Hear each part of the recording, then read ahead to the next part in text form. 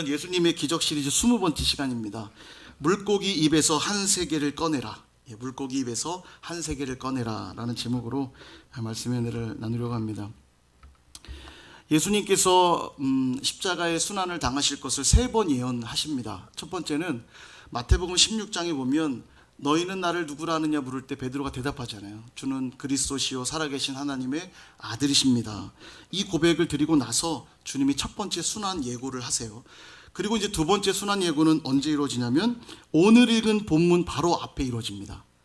다시 말하면 변화산의 기적의 사건 이후에 변화산에서 영화롭게 변화하신 그 모습 이후에 내려오시잖아요. 그랬을 때 귀신 들린 아들을 고쳐달라고 한 아버지가 찾아왔잖아요. 지난 시간에 보았던. 그리고 그 아이를 고쳐주신 후에 순환 예고를 하시고, 그리고 오늘 본문의 내용이 나오는 거예요. 성전세를 내라는 이야기. 그게 오늘 순환 예고 다음에 나오는 오늘 본문입니다. 제가 왜 설명하는지 이제 감이 좀 오시죠? 이 순환 예고가 왜 중요하냐면 예수님이 지금 예루살렘을 향해 올라가고 있는 중간이거든요. 이 내용이 올라가시는 이유가 뭐냐면 순환당하시기 위함이었습니다. 십자가 지시기 위함인 거죠. 그리고 이 땅에 오신 이유도 뭐냐면 순환당하시고 십자가 지기 위해서 이 땅에 오신 것이기 때문에 이 순환 예고는 굉장히 중요합니다. 제자들을 가르칠 때도 모든 목적은 십자가에 맞춰져 있었고요. 그들이 배워야 될 제자도 역시 십자가의 도를 말하는 것입니다. 그런 점에서 모든 신앙의 핵심은 제자도에 있다고 해도 틀리지 않을 거예요.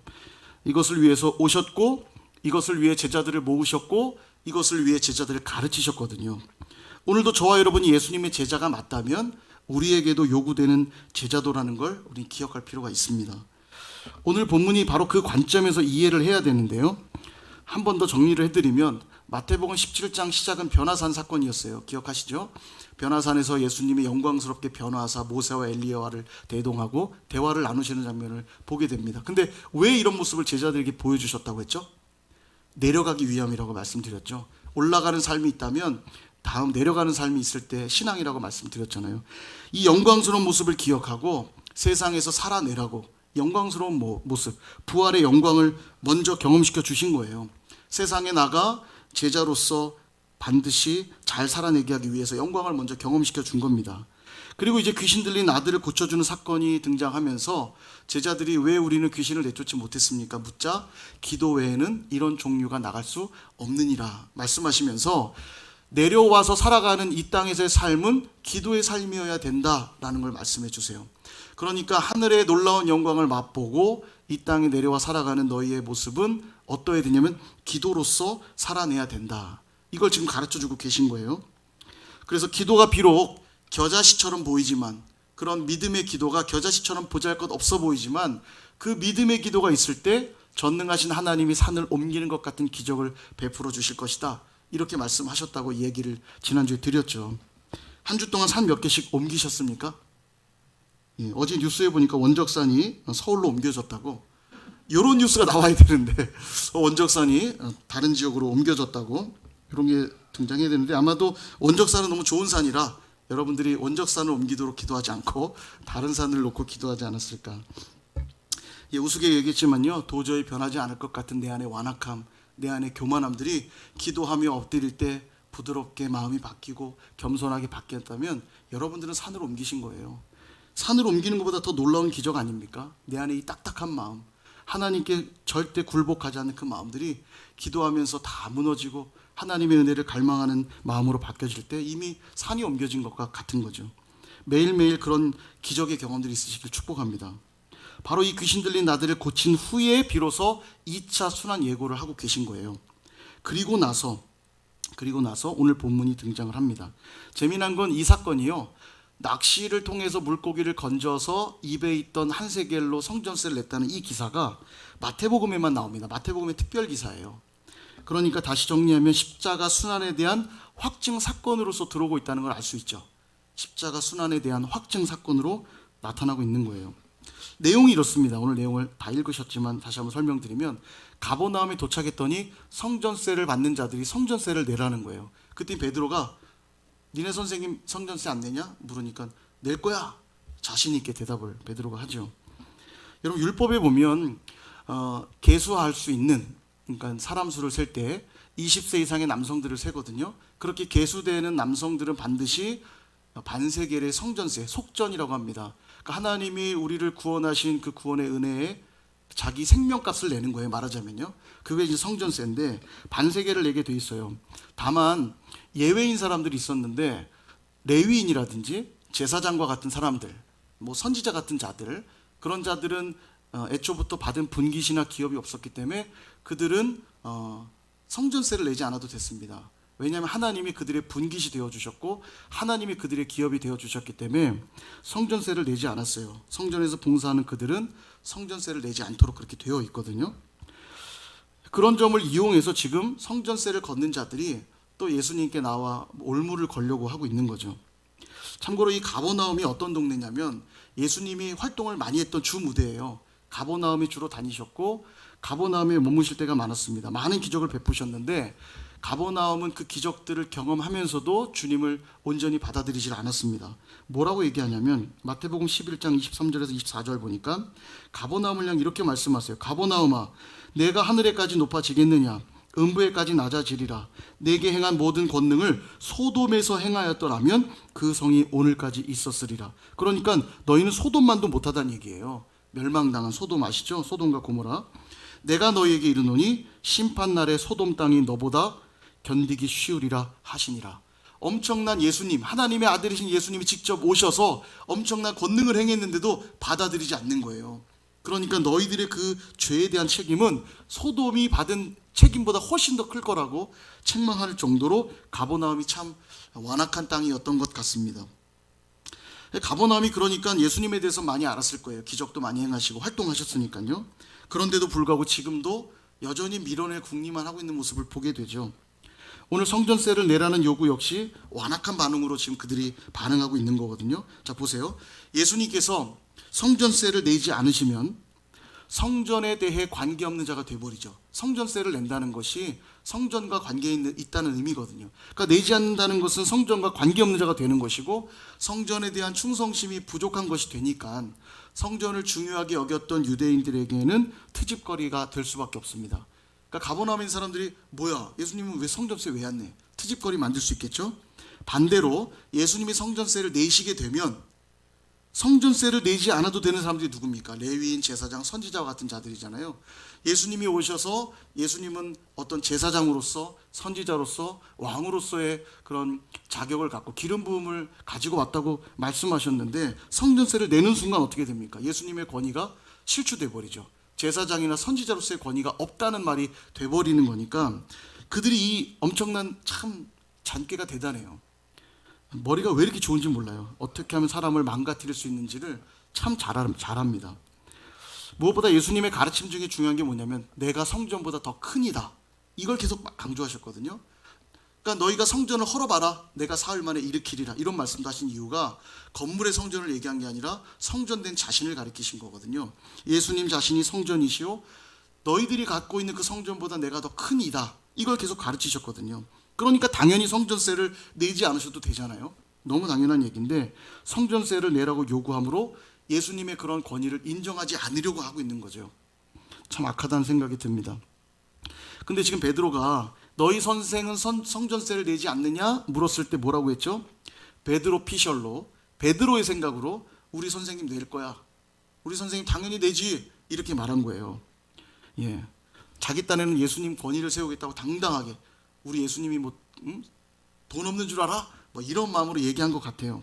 그러나 이 대답을 함으로써 예수님을 선지자나 제사장도 아니고 성전과 관계없는 사람으로 전락시켜 버리는 결과가 돼버려요. 베드로가 실수한 거죠. 어떻게 보면 아직도 주님을 잘 이해하지 못하고 있는 겁니다. 이때 예수님이 베드로에게 집에 들어오자 비유로 말씀을 해주세요. 우리 집 참 좋으세요. 그러니까 잘못해도 꾸중하지 않으시고 다시 잘 설명을 해주십니다. 세상 임금들이 세를 받을 때 자기 아들에게 받느냐 타인에게 받느냐 이렇게 물어보세요. 근데 타인에게 받습니다.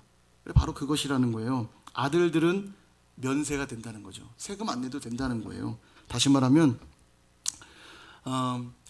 성전에서 봉사하는 레위인, 제사장, 선지자와 같은 자들도 성전세를 내지 않거든 하물며 하나님의 아들이신 예수님이 성전세를 낼 필요가 있겠느냐. 그리고 그 예수님이 택해서 하나님의 자녀된 자들 또한 성전세를 낼 필요가 없다. 이 얘기를 지금 가르치고 계신 거예요. 이는 앞으로 이제 성전이신 예수님께서 기존의 성전의 개념을 다 무너뜨리고 새로운 성전의 개념을 이제 세우시게 되거든요. 교회.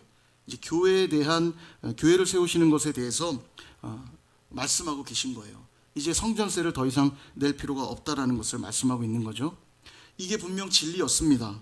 그러나 십자가 사역을 이제 앞에 두고 논쟁함으로 이 십자가 사역을 분쟁함으로 나아가지 않도록 주님은 다른 방법을 택하시게 되는 거죠. 굉장히 중요한 원리인데요. 교회 안에서도 보면 다툼이 은근히 많이 일어납니다.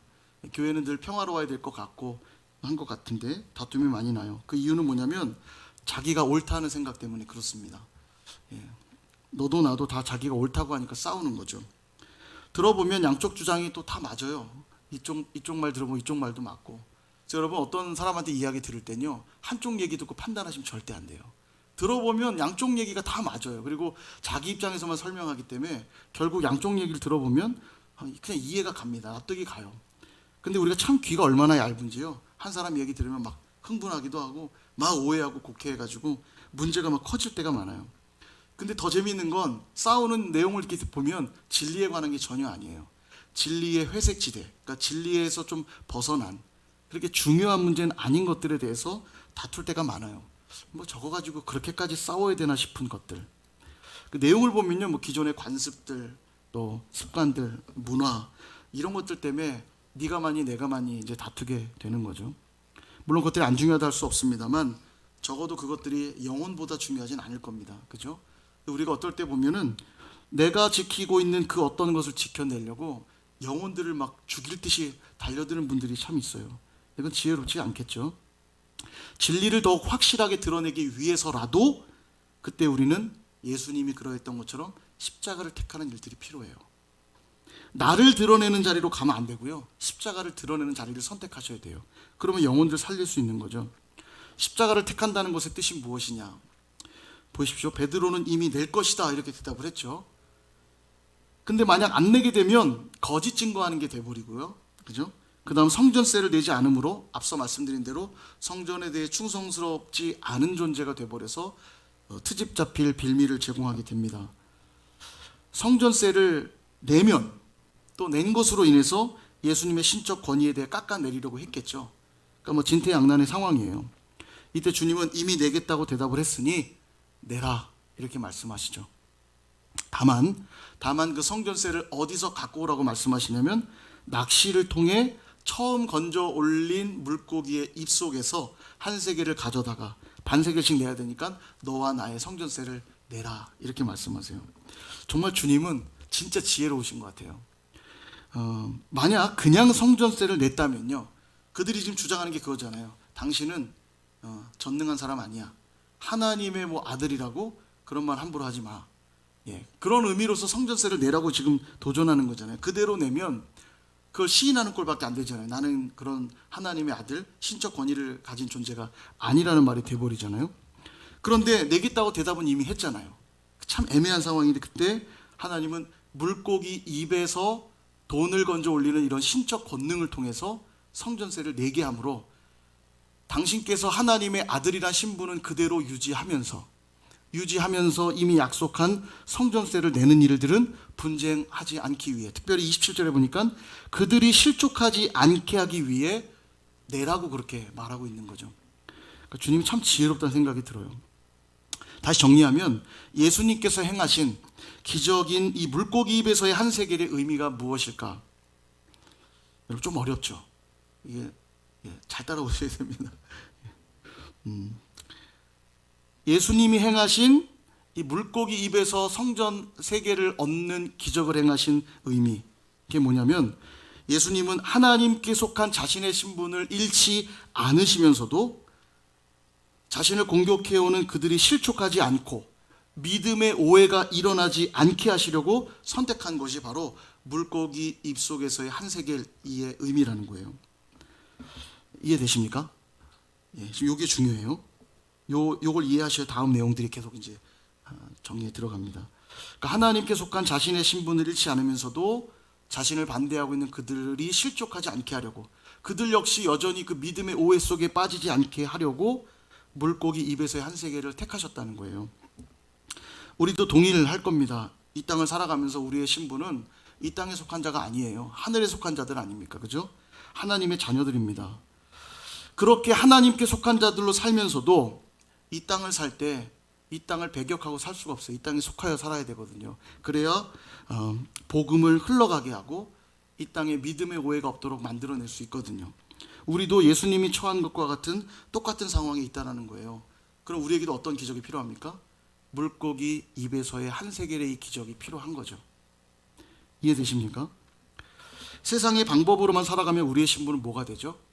세상에 속한 자가 됩니다. 그러니까 문제가 되죠. 반대로 그러니까 하나님과 무관한 자가 되는 거예요. 반대로 세상을 무시하고 난 하나님께 속하였으니 세상을 무시하고 살 거야 이렇게 돼버리면 세상에 아무런 영향력을 끼치지 못하니까 복음은 흘러가지 못하게 될 것이고 결국 믿음은 오해되고 세상은 뭐하게 됩니까? 실족하게 되는 거죠. 우리가 복음을 전하지 않으면요 저들은 복음을 들을 데가 없어요. 저희들이 복음을 전해야 되는데 세상과 담쌓고 살면 복음이 흘러가지 못하게 되니까 믿음은 오해되고 세상은 실족하게 된다는 거죠. 그래서 오늘도 우리에게 뭐가 필요하다고요? 물고기 입에 한 세겔이 필요한 거예요. 여기까지 이해되시죠? 그럼 물고기 입에 한 세겔이 뭐냐는 거예요.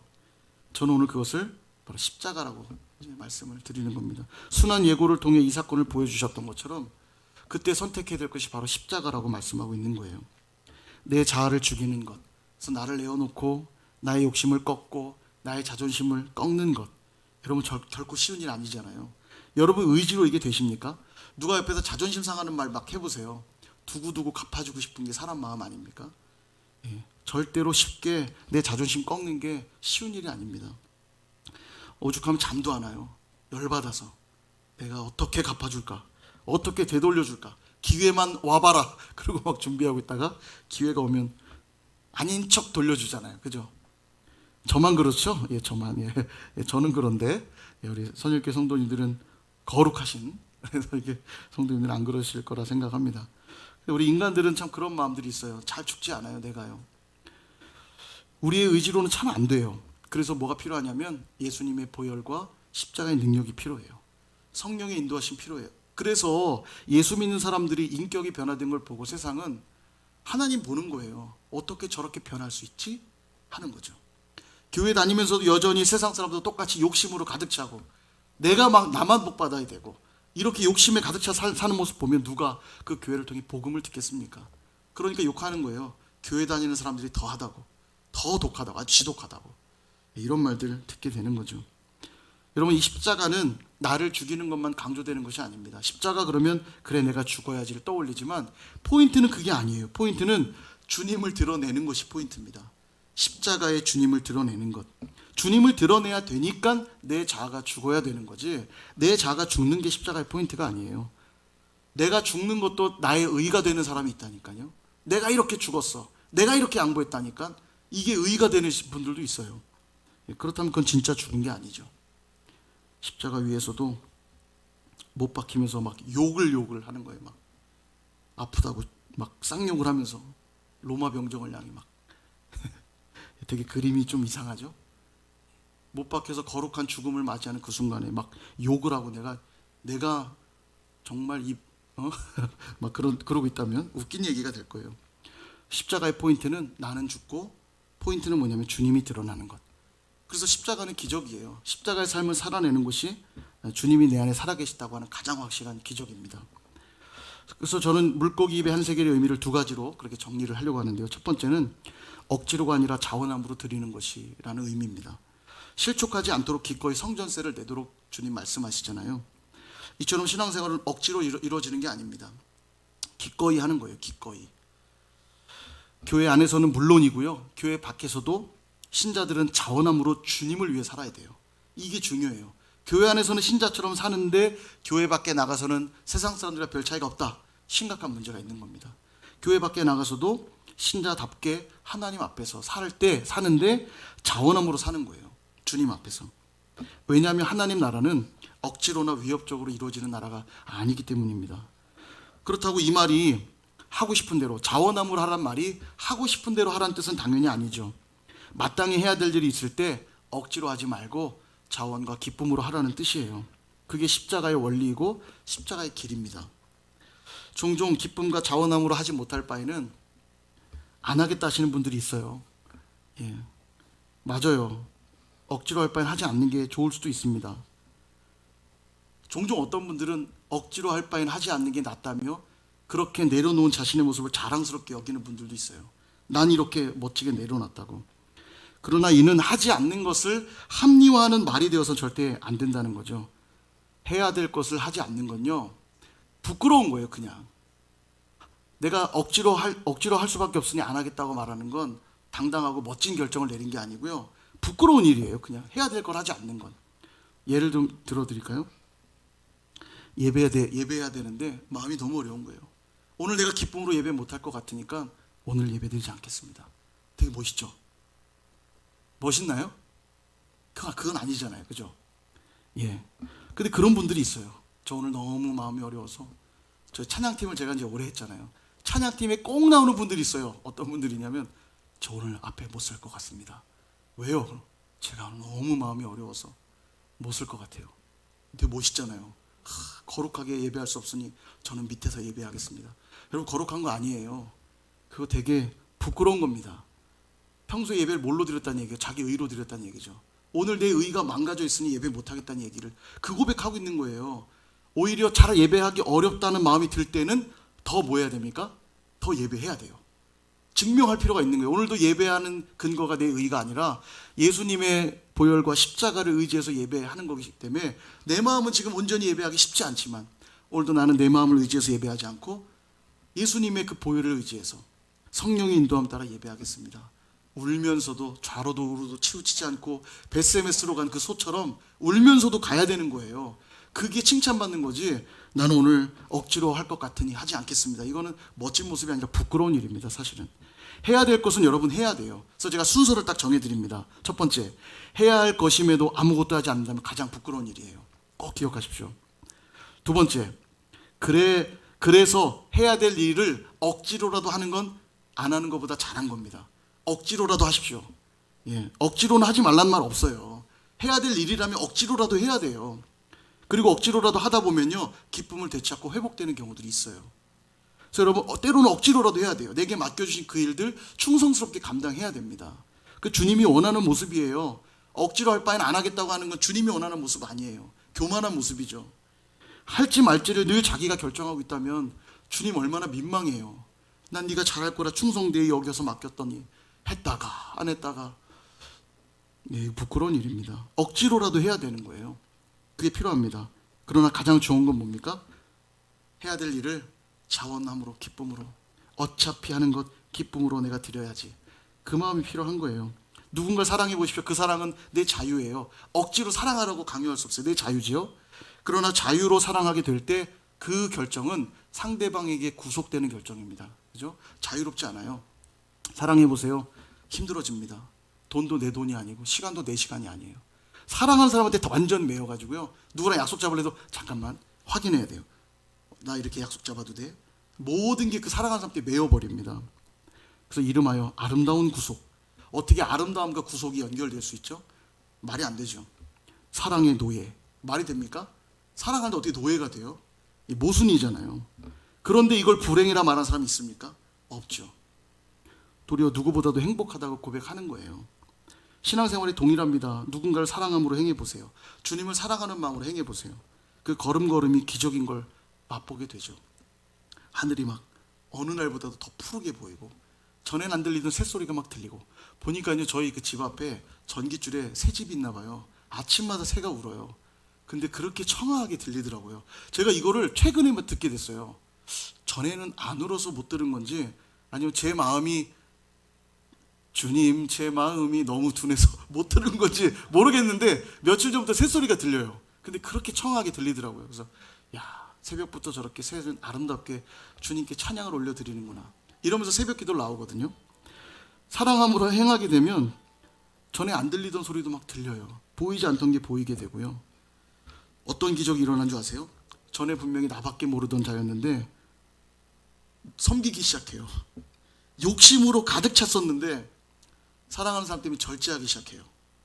미움과 분노로 가득 찼던 사람이 용서하는 삶으로 바뀌어지게 됩니다. 기적이 일어나는 거죠. 그러므로 혹시 의무감에 억지로 행하는 일들이 있다면 한번 돌아보세요. 나의 예배 생활도, 내 기도 생활도, 헌금 생활도, 여러 가지 봉사, 섬김의 그런 모든 생활들, 여러분 이것이 억지로 행하고 있다면 한번 돌아보세요. 억지로 할 바에는 하지 않겠다 이거 말고요, 반대로 생각하셔야 돼요. 기왕 할 바엔 기쁨으로 하자, 자원함으로 하자, 그렇게 말씀하셔야 됩니다. 지금 되게 중요한 얘기하고 있는데 사인을 주세요. 중요하다고. 예, 하나님 벨소리를 통해서 지금 다시 한번 이 얘기를 들으라고, 다시 한번 들으시기 바랍니다. 억지로 할 바엔 하지 않는 게 낫다 이렇게 말하지 마시고요, 반드시 해야 될 일이기 때문에 기왕 할 바엔 그래 기쁨으로 자원함으로 하자, 그렇게 하셔야 돼요. 그럴 때 천국을 경험하는 것이고 기적을 경험하게 된다는 사실입니다. 물고기 입의 한세겔의 두 번째 의미는 세상의 방법으로 살지 말고 하나님의 방법으로 살라는 요구입니다. 다른 곳에서도 돈을 준비할 수 있었겠지만 주님은 친히 물고기 입에서 한세겔을 꺼내라고 지시하시죠. 오늘 우리가 살아갈 힘과 동력이 어디에 있다는 말이냐면 물고기 입에서 나와야 된다는 거예요. 뭐 이게 가능합니까? 하나님이 주시는 힘에 의해서만 살아가란 요구죠. 세상의 방법으로 살지 말고 하나님의 방법으로 살라는 거예요. 하나님의 입에서 나오는 말씀으로 살라는 거예요. 그럴 때 기적이 체험되는 거죠. 여러분 제자들을 처음 부르실 때 뭐라고 하시냐면 내가 너희를 사람 낚는 어부가 되게 하리라 이렇게 말씀하셨어요. 분명 그들은 고기를 낚아 먹고 사는 자들이었는데 이제는 사는 방법이 바뀌어버렸어요. 사람을 낚으며 사는 존재로 바뀐 겁니다. 구약 성경에서 이 고기를 낚는다는 것의 의미가 무슨 의미냐면 이 에레미야나 에스겔 같은 예언서에 보면 심판의 의미로 설명이 되거든요. 이방 나라를 들어 친다고 할 때 어떤 비유를 쓰냐면 어부를 불러 그들을 낚게 할 것이다 이렇게 말해요. 심판의 의미로 사용을 합니다. 예수님께서 바로 그 구약의 의미를 이용해서 내가 이제는 너희를 사람을 낚는 어부가 되게 하리라, 심판자들로 세우셨다는 얘기예요. 심판의 도구로 내가 너희를 부르겠다 그 말씀이거든요. 그러면 구원과 심판은 항상 동전의 양면과 같다 말할 수 있어요. 심판이 있다면 그 심판으로부터 건진받은 자는 구원받은 자니까요. 심판과 구원은 동전의 양면처럼 맞닿아 있는 겁니다. 그래서 예수 그리스도를 전하면요, 그 전한 복음이 누군가에게는 심판의 메시지가 되는 것이고 누군가에게는 구원의 메시지로 나타나는 것입니다. 여러분 신자들이 그래서 살 때 되게 중요해요. 복음에 합당하게 사는 게 중요합니다. 하나님의 방법으로 사는 게 중요해요. 예를 들어 드릴게요. 모두가 세금을 떼어먹고 살면요, 이 유리창의 법칙이라고 그래요. 모두가 하면 그걸 죄라고 여기지 않습니다. 너도 하고 나도 하고 쟤도 하고 쟤도 하니까 그냥 일반적인 그냥 받아들여요. 죄라고 여기지 않거든요. 여러분 모두가 세금을 떼먹는다고 생각해 보세요. 그때 그리스도인이 예수님 때문에 기꺼이 세금을 정직하게 내며 살아가게 되면요, 그가 살아낸 그 삶의 기준 때문에 세금을 떼어먹은 사람들에게는 심판의 메시지를 들려주게 되는 것이고, 그래서 나도 세금을 내야지 라고 그로 인해서 세금을 내게 되면 그는 구원의 메시지를 듣게 되는 겁니다. 그런 의미예요. 무단횡단을 밥 먹듯 하는 도로에서 누군가가 예수님 때문에 내가 오늘 신호를 잘 지키리라 마음 먹고 신호를 지키게 되면 역시 신호를 지키지 않는 자들에겐 심판의 메시지가 되는 것이고 지키는 자들에겐 구원의 메시지가 되는 거죠. 실제로 그런 경험들 많이 하셨을 거예요. 이렇게 신호를 안 지키는 도로들이 유난히 있습니다. 이제 신호와 상관없이 사람들이 막 건너다니는 도로가 있어요. 그런 도로에서 신호가 그래도 있으니까 나는 지켜야지 그러고 딱 서 있잖아요. 그럼 어느 순간부터 사람들이 옆에 쓰기 시작해요. 불편해 못 건너가는 거죠. 신호 빨간불에서 서 있는 사람이 있으면 아무도 없을 때는 건너가고 또 누가 건너가면 따라 건너가는데 누군가가 딱 지키고 서 있잖아요. 그러면 건너지 마세요라고 말하지 않았는데도 그냥 서요 같이. 불편해서 못 건너는 거죠. 여러분 우리 그리스도인들의 삶이란 그런 삶이라는 거예요. 누군가에겐 심판의 메시지로 누군가에겐 구원의 메시지를 들려줘야 될 사람들이라는 겁니다. 오늘 내가 하나님의 방법, 다시 말하면 십자가의 삶을 살아낼 때 그것이 누군가에겐 구원으로 누군가에겐 심판으로 선언된다라는 것입니다. 오늘 우리는 세상이라고 하는 이 바다에서 물고기를 건져 주님이 주시는 한세겔로 성전세를 내야 되는 자들입니다.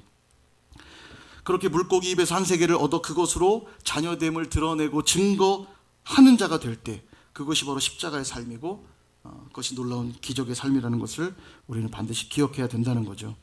사랑하는 여러분, 혹시 세상의 방법으로 살아내고 있는 그런 모습은 없는지 돌아보시길 바랍니다. 물질을 사용할 때 여러분 어떻게 사용하세요? 내 것이라 생각하고 마음껏 쓰십니까? 자녀를 교육할 때 어떻게 교육하십니까? 내 자녀라 생각하고 내 방식대로 혹시 가르칩니까? 지체들과 관계 맺을 때 어떻게 맺으십니까? 늘 내 중심으로 상대를 이용하고 상대를 내가 원하는 대로 이끌어가는 방식으로 관계를 맺고 계신가요? 시간을 사용할 때는 어떻습니까? 여러분이 살아가고 있는 모든 방법들이 세상의 방법대로 사는 모습인지 하나님의 방법대로 사는 모습인지 한번 돌아보십시오. 또한 하나님이 말씀하신 대로 살면 망할 것 같아서 주저하고 두려워하고 있는 모습은 없습니까? 바쁘다고 예배를 미루거나 바쁘다고 기도하기를 게을리하거나 사람 만나는 것은 좋아하면서도 하나님 만나는 일에는 소홀하진 않는지 여러분 한번 돌아봐야 될 것입니다. 여러분 결코 하나님의 방법대로 사는 것을 두려워하지 마십시오. 십자가를 택한 자들은 반드시 부활의 영광을 맛보게 될 것입니다. 주님께서 그들을 기억하실 것이고 가장 큰 상급과 또 영광으로 갚아주실 것이라는 거죠. 여러분 이 사실을 기억하시고요. 십자가를 통해 오늘도 물고기 입에서의 한 세겔의 기적을 체험할 수 있는 저와 여러분 모두가 되시기를 주님의 이름으로 축원드립니다.